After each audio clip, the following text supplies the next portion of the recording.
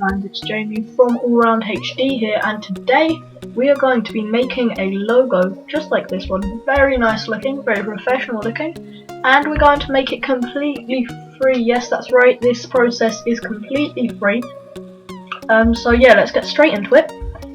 First of all, we're going to open a software called GIMP. Now, GIMP is a free software that you can use whenever or wherever.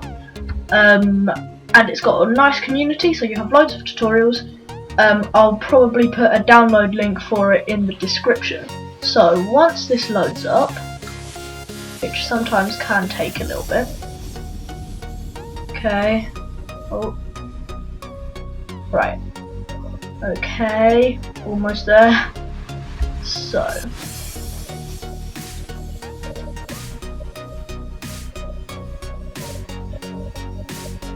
Okay, so when you open it, you'll get something that looks a lot like this.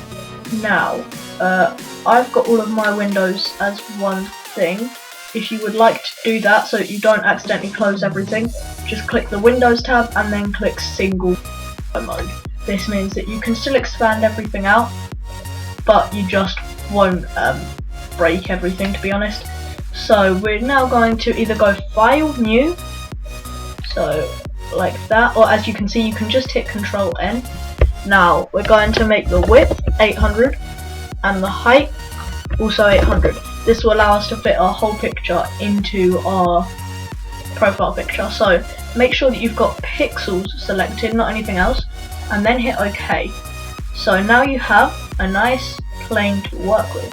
So now we're going to hit our gradient tool here, not our gradient, our blend tool. It's just one to the right and then the level above of the tool that's already selected. And now under shape, we're going to change that from linear, which it should already be selected as, to radial. Now what this will allow us to do is have a certain circle in the middle, which will make our thing look much so Now for our top colour here, which will be our primary colour, we're going to select, I like it when it's a slightly darker blue, so I'm going to select whatever colour you want. I'm just pointing this out. You can edit this, change it to whatever colours you want. This isn't set in stone, but the bottom colour must be black. That is something that must happen. So if we drew it now, so you do that by just holding down in the middle and then dragging out, you'll see that it looks okay. But to make it look good, I set this offset down here to about 20, and now if we drag out, maybe even a little bit higher, so maybe 30ish. Now if we drag out, you can see that that looks much better, and you can see that there's a slight hint of a circle in the middle. Now this is the actual radial itself, but yeah, that doesn't really matter too much. Now what I like to do is now go to Filters, Light and Shadow, and then hit Lens Flare. Now I drag this down just a teeny bit and then a teeny bit to the right, just so that this last eclipse type thing is in the bottom right hand corner, and then we hit OK, just let it load down here, and then there's our lens flare. Now we're going to repeat that last step, so we're going to go Filters, Light and Shadow, but this time instead of clicking at lens flare, we're going to go to Lighting Effects. Now here, we're going to first of all drag this blue dot that we have here to the center over that radial circle that we have, and we're going to turn up the distance. Now I might move this up just a little bit. I like it to be like almost touching the edge of the lens flare. So I think that that looks quite nice, so we're going to hit OK. This one will take a minute to render, add in all of the effects that you've just added. So we'll just give that a minute to do that. And once it's done, sorry for the waiting time, we'll get something that looks like that. Now you don't have to make it as bright as mine if you do not want to, but for the purposes of this tutorial that should be good. So now we're going to select our text tool, which is just the little A, and first of all we're going to select our text type. Now you can use whatever text you want. Personally, on my one, I'm going to select the one that I actually used. I just selected a regular text that I use quite a lot anyway, and that is my old friend, once I find it, and there it is. So I like Bauhaus 93, I think it's called. And now with, make that full screen again. So now, what I like to do is, because my one's 2 words, I'm going to make the size 150 pixels. Make sure it is still pixels. But if you're looking for just 1 word or maybe a couple of letters, I see 2 letters quite a lot in profile pictures, then I will go more for 200, 205. That'll just make sure that it doesn't look too small compared to everything else. So we're just going to drag our text box out here once my mouse decides it's going to work. There we go. Okay, and now we're just going to type in whichever text you want. I like doing it in caps locks because I think that makes it look better. Now, this happens quite a lot. Like you see, what you have to do is drag out the sides so that all of your words can fit in. Now, so I've got our first word, and now we're going to draw a second text box down here. Doesn't really matter where it is for the minute. And we're going to type the second word. Now, my second word is HD, as that is the name of our channel. So, and now, up here, we're just going to select our Move tool. Now, what this will allow us to do is move each individual thing by itself. So, make sure that it's the 4 arrows. I'll show you what I'm talking about. If it's the one with the little finger pointing, then what that means is that it will be moving the background. If you do accidentally move the background, so if you accidentally do that, just hit Ctrl Z and it'll reset it.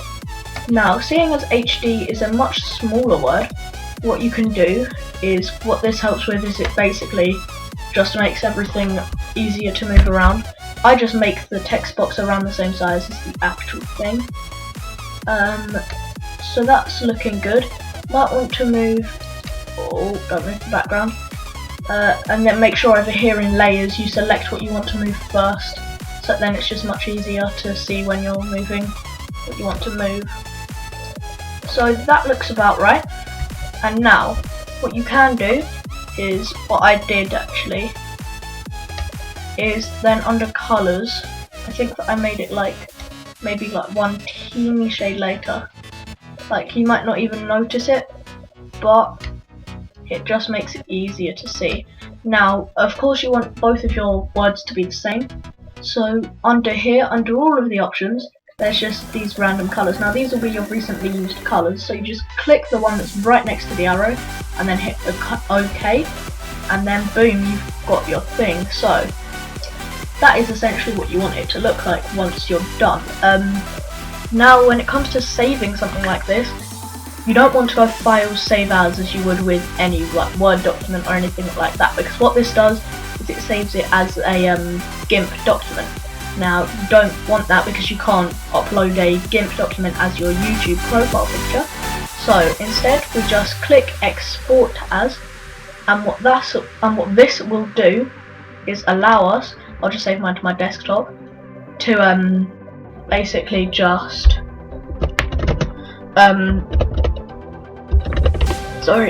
use it as our profile picture. So, and now we can, now what we want is we actually want to change the file type. So when it's under here, underneath where it wants you to save it, just click Select File Type by Extension. Now what this will open is just a drop down menu of all the different file types that you can have.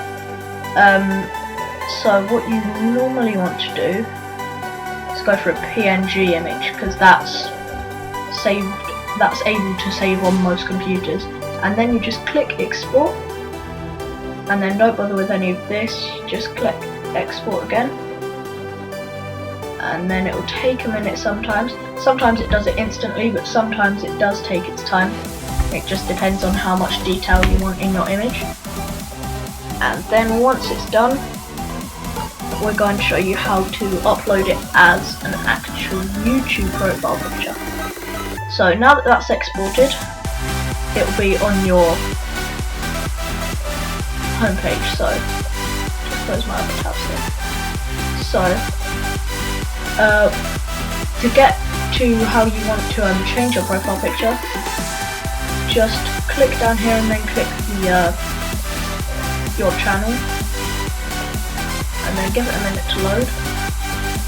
Okay, and then when it's the change bar, you'll come to here. Now, if you hover over here, then you can click change your profile photo. Now, click select photo from your computer.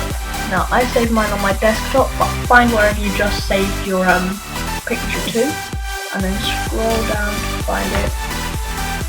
Here's the one that we just made. Okay, now, there's just one last thing that we need to do. You can see that this doesn't have the whole image, but because we made it 800 by 800, we can extend it out to the picture, which is really helpful because now you get the whole image instead of just part of the image. And then you can click set as profile photo, and that's it, you're done. So yeah, I've been Jamie from Allround HD. Like, comment, subscribe, and see you in the next video. Bye!